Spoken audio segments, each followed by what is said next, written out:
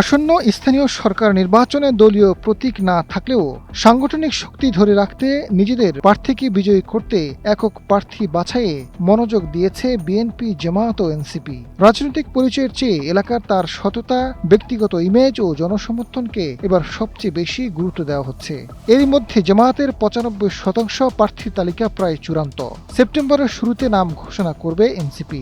তবে স্থানীয় সংসদ সদস্য ও উপজেলা কমিটির মতামতের ভিত্তিতে যোগ্য প্রার্থী বাছাইয়ের কাজ এগিয়ে রাখছে ক্ষমতাসীন বিএনপি।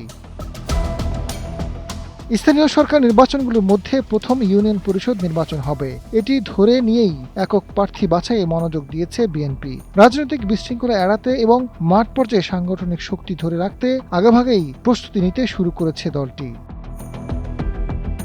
প্রধানমন্ত্রী উপদেষ্টা ও বিএনপির সিনিয়র যুগ্ম মহাসচিব রুহুল কবির রিজভী জানান, স্থানীয় সরকার নির্বাচন নিয়ে প্রস্তুতি আছে। তৃণমূলের নেতাকর্মীরাও প্রস্তুতি নিচ্ছেন। প্রার্থীকে সমর্থন দেওয়ার ক্ষেত্রে স্থানীয় ইউনিয়নগুলোর নেতাকর্মীদের সঙ্গে বসেই প্রার্থী ঠিক করা হবে। ব্যক্তিগত পছন্দ দেখলে হবে না, দেখতে হবে এলাকায় কে বেশি জনপ্রিয়।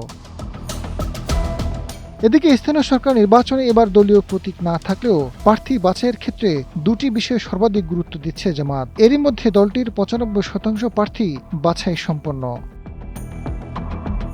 এ বিষয়ে জামায়াতের সহকারী সেক্রেটারি জেনারেল ও কেন্দ্রীয় নির্বাচন পরিচালনা কমিটির সদস্য সচিব মাওলানা আব্দুল হালিম জানান, জামায়াত অধিকাংশ ইউপিতে মেম্বার, চেয়ারম্যান প্রার্থী বাছাই সম্পন্ন করেছে। যেসব জায়গায় একটু দ্বিধাদ্বন্দ্ব বা স্থানীয় পলিসির সঙ্গে জড়িত বিষয় রয়েছে, সেখানে আরও পর্যবেক্ষণ করা হচ্ছে। শেষ মুহূর্তেও কিছু এলাকায় প্রার্থী পরিবর্তন হতে পারে।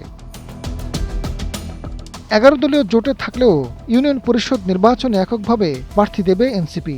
দলটির সদস্য সচিব ও সংসদ সদস্য আক্তার হোসেন জানিয়েছেন, সেপ্টেম্বর থেকে তারা ইউপি নির্বাচনের প্রার্থী ঘোষণা করবেন।